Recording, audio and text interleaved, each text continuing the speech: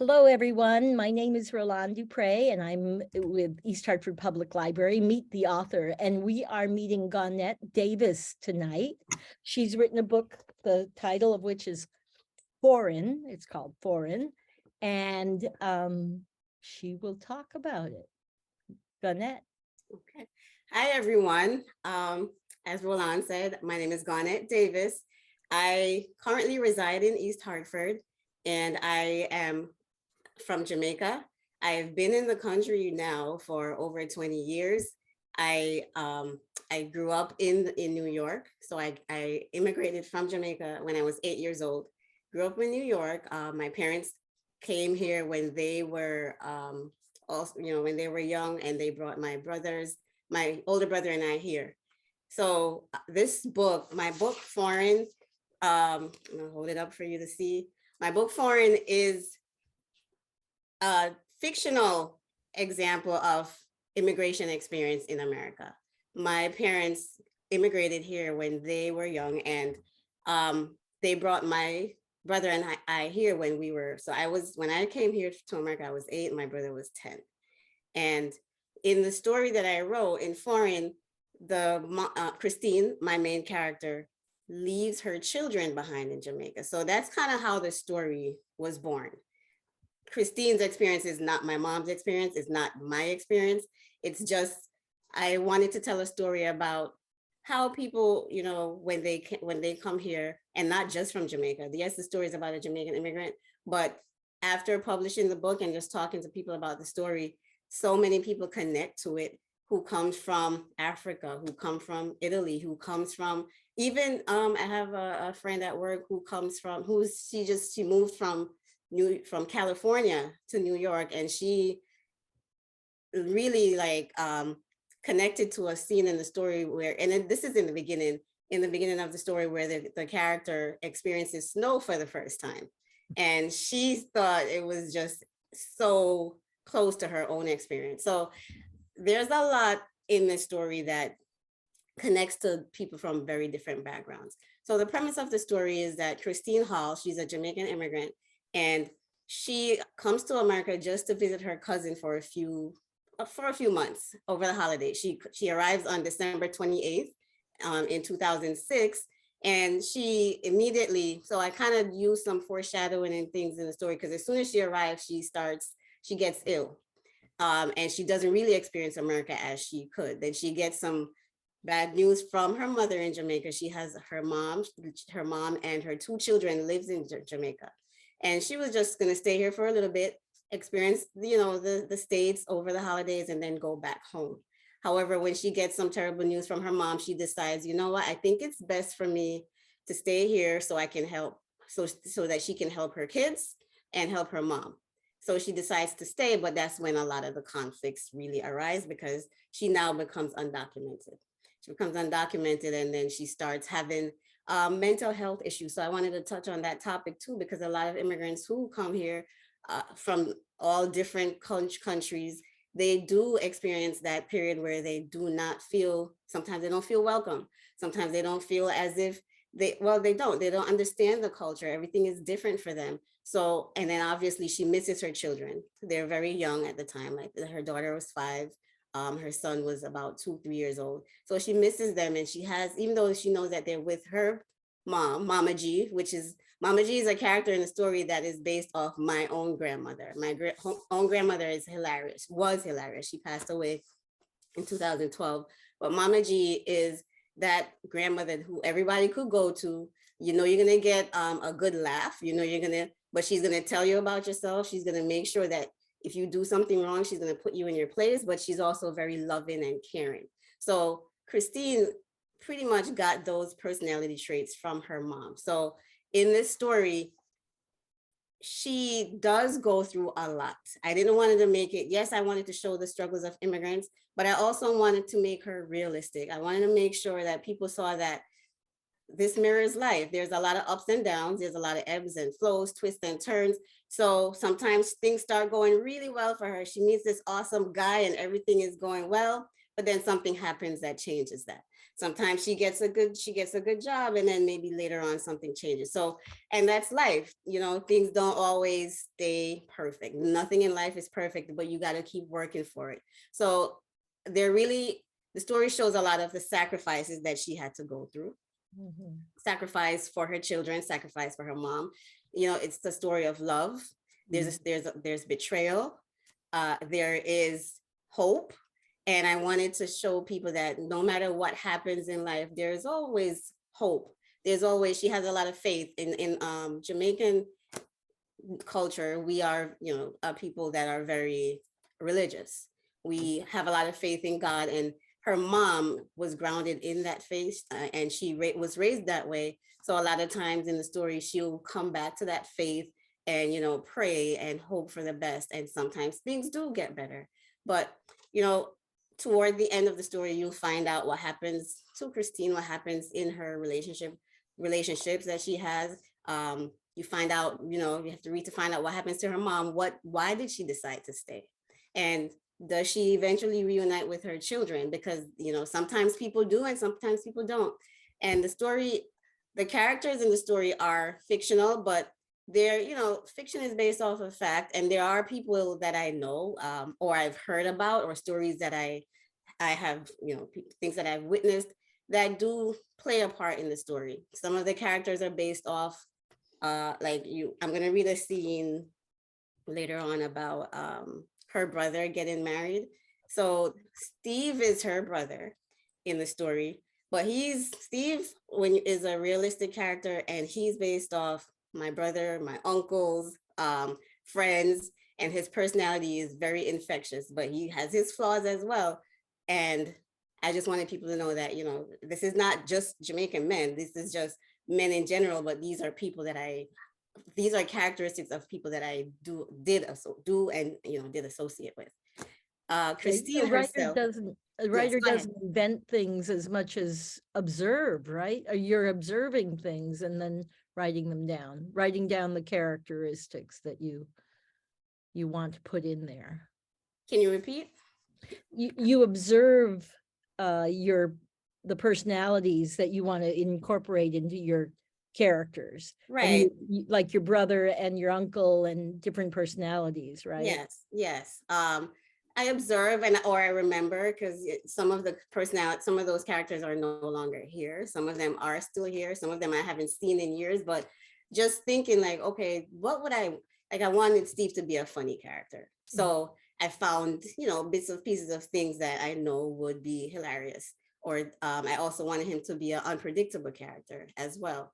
I wanted Christine to be reliable, but also to show that, even when you're reliable, sometimes you do have to make sacrifices and make choices that people would never expect that you would make. What really impressed me about the Christine character especially was the way you showed how she thought, and every little thought. I mean, it's just like she could be in my head, because there's so many details about that's how you think. It's like these fast little, oh yeah, I could do that, or I could do this, or this happened.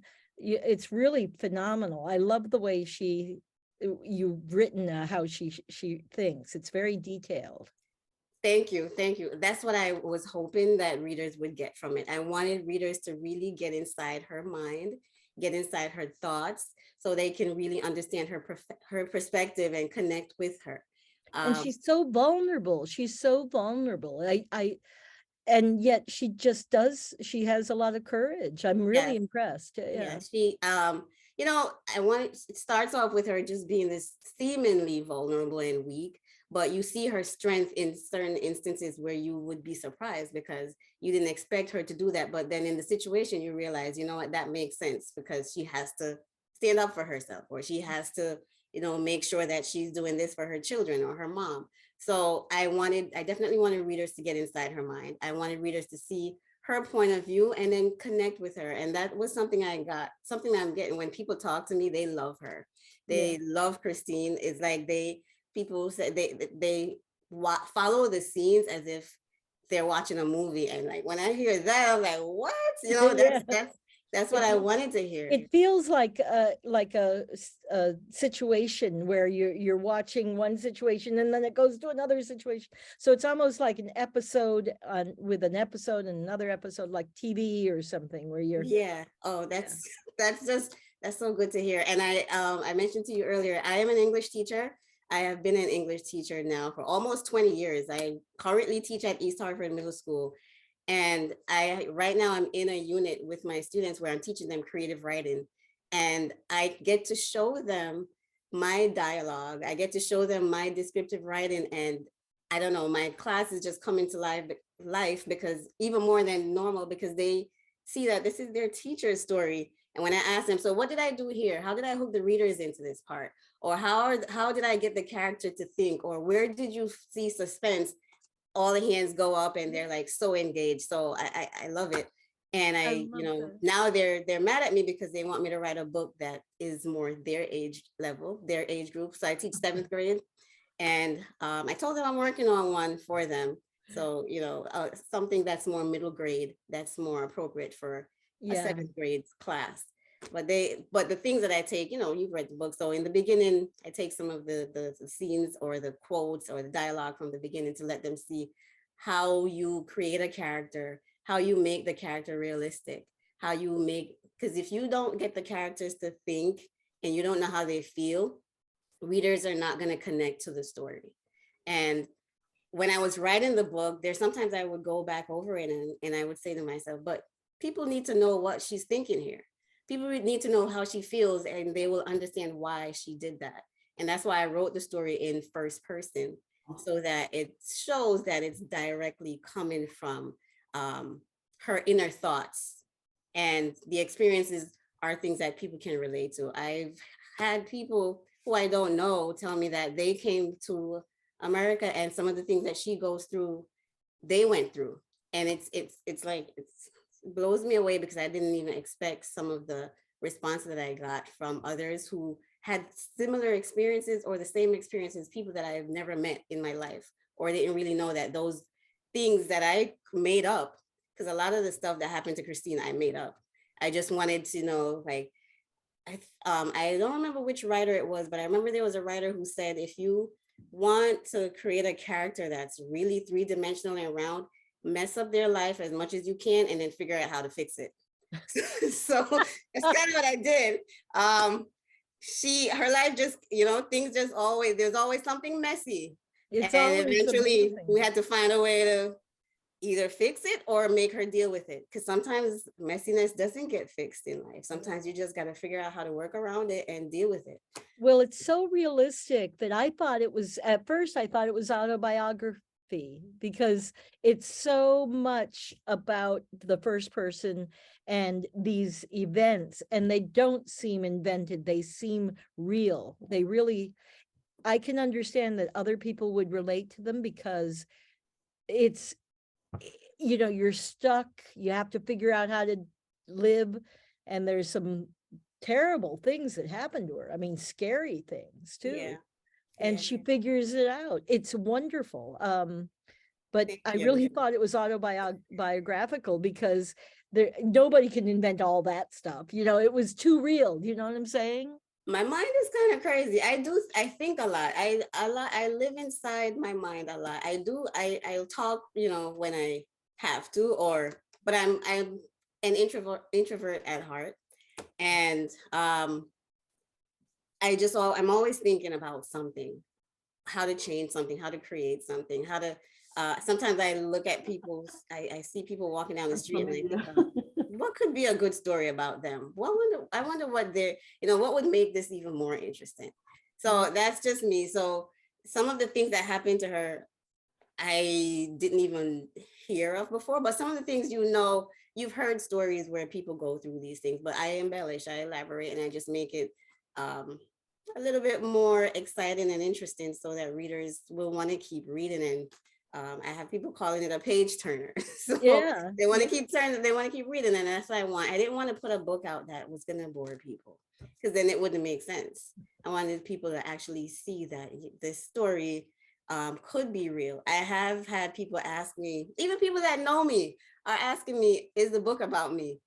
And I would say to them, how could it be me? My kids were born here. My kids are born here, but I think because I made it such a realistic story, and then the character is Jamaican. So off the bat, it's a Jamaican woman with 2 children.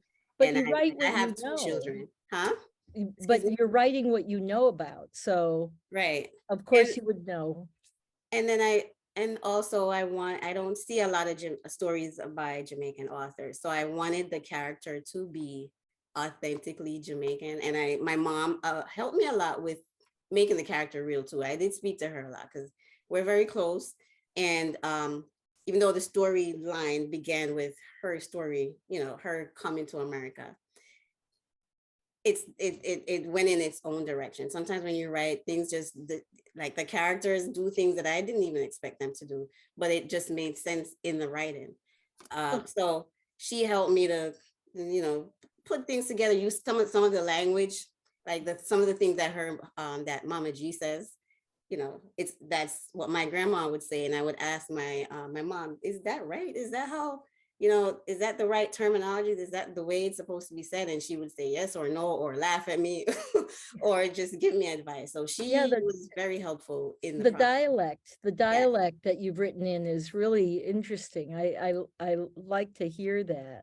Oh, I'm glad to hear that, because I was a little bit worried that, people who don't come from Jamaica would have a little bit difficulty, but I didn't make it too much. I made it No. just enough so that you could understand what's going on and why. Because a lot of times with Jamaicans and other cultures, when you get upset or when you're in a very strong emotional state, your accent comes out. And Christine speaks English most Me of the too. time, but you hear her accent. You agree, right? Yeah, Yeah, my accent's on Maria a- Jaco. Maria Jaco is our other author here. I should introduce you, Maria, because you're reacting to all this. You're hearing the same things I'm hearing, and yeah, agreeing. Yeah, when I get upset, my accent comes out too, and I don't normally have an accent, but Right. it comes out. Yeah. So I made that happen because it had to be real. It had to seem real. She's not gonna just speak proper English all the time. If someone gets on her nerves, or if something is really bothering her, it comes Yeah, out because you yeah, start thinking yeah. in your Yeah, dialect. So absolutely. yeah, and then it comes out in not only like anger, but any strong emotion, even extreme joy or happiness, you would see it come out. You know, I want to ask both of you about this. This is going into something else, but you said that you're an introvert and you're living in your mind a lot. I feel like there's a lot of wisdom that comes out of these books. And when I talk to writers, they are mostly, they're concerned about these big ideas and wisdom. Do you feel that too, that you're searching for something maybe through writing that you're finding into the writing? I don't know. I don't say necessarily searching for something. I feel like through writing, I would like people to find through, well, when I read, I learn a lot. So as to be a good writer, you have to be a good reader. You have to read a lot. And I feel like when I write, it's not so much that I'm searching for something, but I want people to hear my voice, even if it's through the words, and understand certain things about just life in general. But in doing so, you're right. In doing so, sometimes I do find out things that I didn't even like think about. It starts to manifest in a way where like I just have to keep going, because now I kind of have this idea and I can't let it go. So And that's where the story takes you. yes. Yeah. And Maria, do you have Maria's written a nonfiction book, so she's not creating character, but do you feel that way, that you're a sort of finding wisdom in the writing? Yes, I do. You've told a lot of autobiographical stories, like the Coming to America story, and she told a wonderful one about her father in the war. That was an amazing story. But these are real stories. They're things that actually happened to you. Mhm. And writing them down, did you find another perspective of seeing those stories in a way that you didn't expect to? Did you find something else? Mm.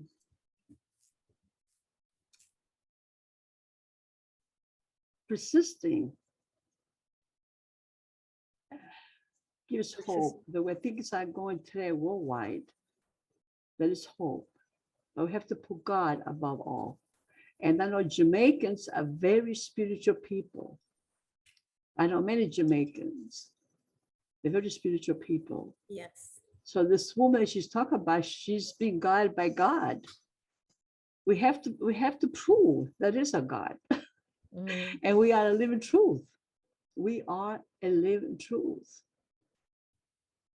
Gaunet, you say that you've talked to your students about this book. Are they interested in writing books and stories on their own?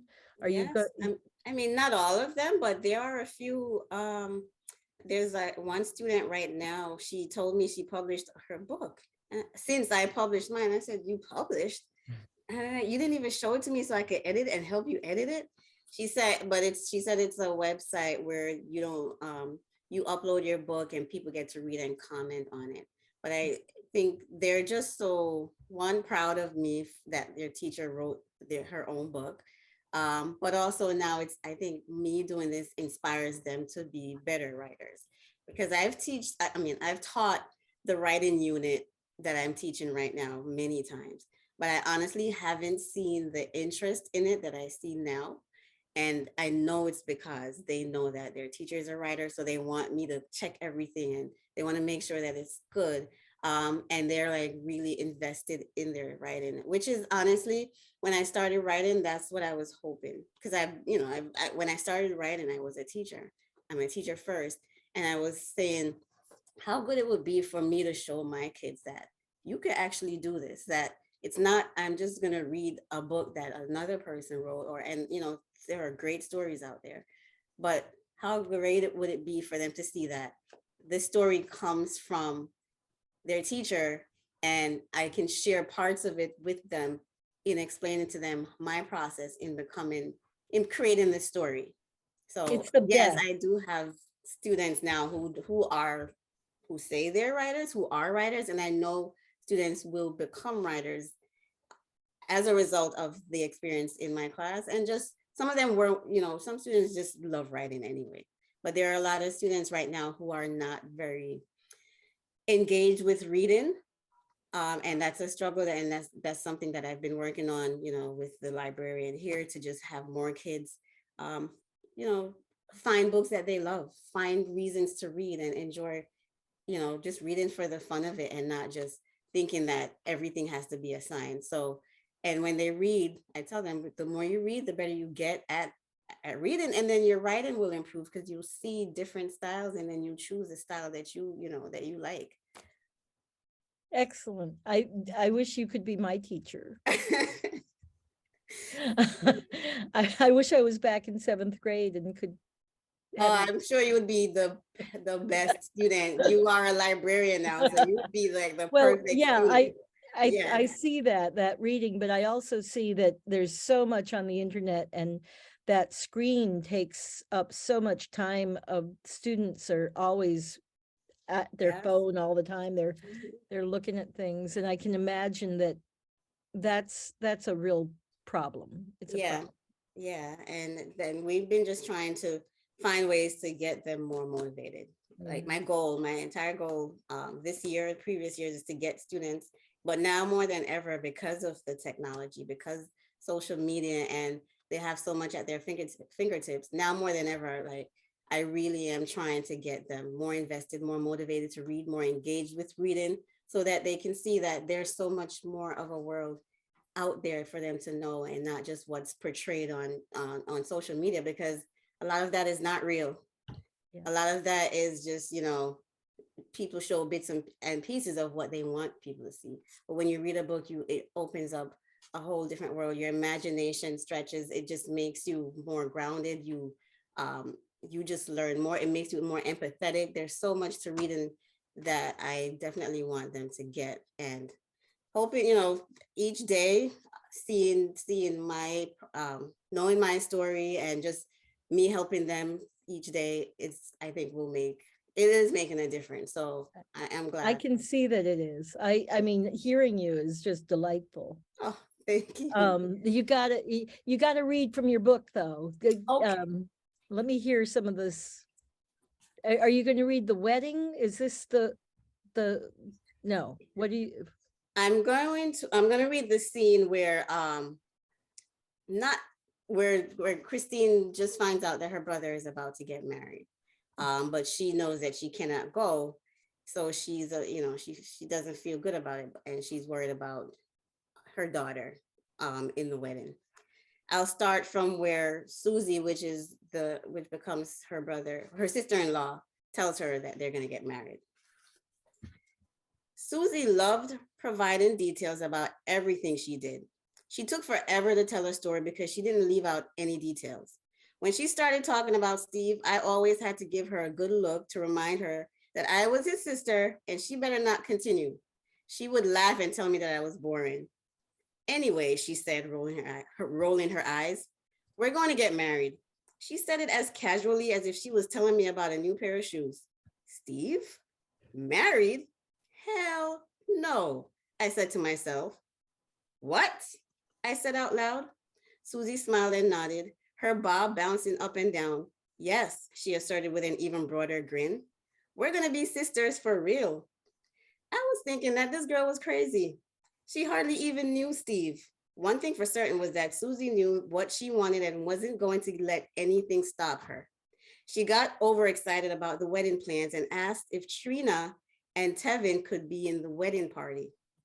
I knew Trina would be ecstatic because she always wanted to be a flower girl. She loved dressing up, and ever since I read a book to her about a little girl who was a flower girl at her aunt's wedding, she kept asking me when I would be getting married so that she could be my flower girl. I never had an answer for her because I didn't know the first place to look to find a husband. After I left Marcus, the only focus I had was on Trina and Tevin. So I didn't worry about finding a new man, much less a husband. It would be marvelous for her to be able to wear a fancy dress and be the flower girl at her uncle's wedding. I had secretly hoped that one day someone would sweep me off my feet or that their father would eventually come to his senses and ask me to marry him. I wanted my daughter to watch me walk down the aisle, even if it wasn't with her father, Marcus. As much as I was happy for Susie and Steve, I thought about not being there to help my baby girl get ready for her big day. I would love to be able to fix her hair up in a nice braided style with little beads at the end to match whatever color dress she wore, or straighten it the way she liked it. I loved combing and styling her hair since she didn't fuss about it like most little girls. She would always tell me how she wanted it and sat patiently until I was done. When I finished her hair, she always said that I turned her into a princess. After Susie dropped me off that night, I sat tearfully on my bed as I pictured my kids at the wedding. I felt as if I wasn't only missing my brother's wedding, but Trina's as well. I knew it was crazy and she was only 5. She would have her real wedding one day that I would help her plan. But lately, not being there for any important event made me feel like I was failing them. I'll stop it there. Thank you so much, Gaunet. That's Thank you. lovely. My family, they want me to share this, where I came from in Jamaica. And Oh, yeah. right. So I was born in Jamaica in Red Hills, St. Andrew, and I was from a small district called Cypress Hall. And that's where most of my family is from. I still visit them in Jamaica in Cypress Hall. And a lot of times people think the book is also an autobiography because Christine's family is from Cypress Hall. So I started it off where I came from, just to, because I want my family, I want my community to see themselves in a book too. So I wanted to add that. And I have 2 brothers. I have an older brother and my younger brother. Also, both are represented in the story in some way. It's not about them, but bits and pieces of them are there through characters that you see from the beginning and the end, as well as other family members and friends. So I just wanted to, you know. Would they recognize themselves in the Oh, book? yes, they would recognize certain parts of the characters, not everything, but certain parts of the character. There's one where my older brother would see himself in Steve, and my younger brother would see himself in Jared. Okay. And Jared shows up later on. So my family has been very supportive. So, putting them in there, my dad also, the father in the book that you find out about, they're bits and pieces of my family, and I wanted to share that with the world because they're wonderful people. Good, Yeah. good. We got that on tape, so that's good. Thank you. Thank you.